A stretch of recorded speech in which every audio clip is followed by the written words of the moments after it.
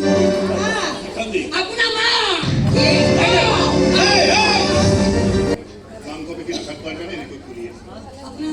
আপোনাক খবৰ দিবলৈ মাক মই মানাই কৰিছো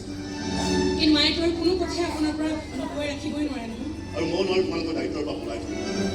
বহুত অন্যায় কৰিছো তোমালোকৰ লগত আৰু অন্যায় হ'বলৈ দিব নোৱাৰি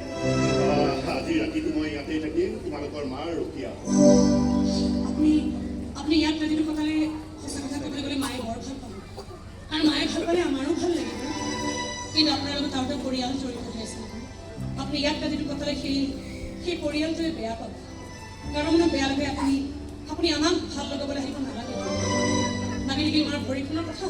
কাইলৈ পুৱালৈকে আমি দুই বাই ভনীয়ে মিলি মাৰ খোলা ভৰি চেকাটা কৰিব এইবোৰক লৈ মিছামিছি আপুনি টেনশ্যন নল'ব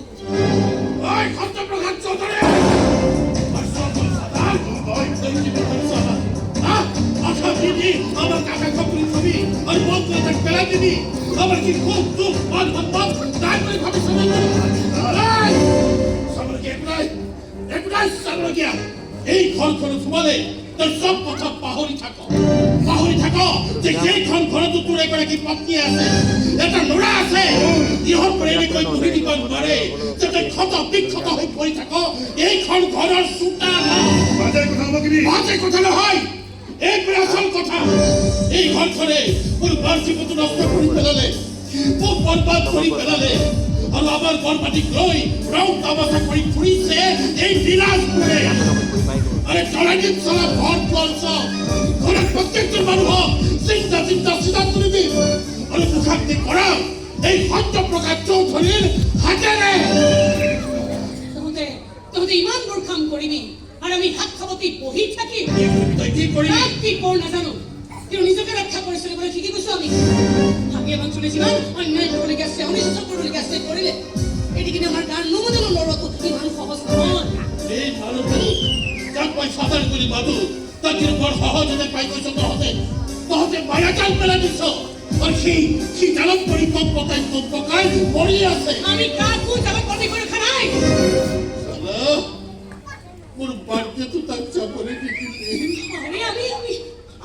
কি করে কই না জানি বললা করাগত মই বুফুরে মরা হইছো ওই শুন আমি কি করে কই না জানি কি নাজানি করে আছো লাস্ট ওয়ার্নিং দিছ মোৰ ফাদাৰক নিজৰ ফাদাৰ কৰিবা ট্ৰাই নকৰিবি এটা কথা আমিও ক'ব পাৰো কি কবি আনৰ দেউতাকক কেৱল নিজৰ বিধৱাৰ ভুল কৰিব নালাগে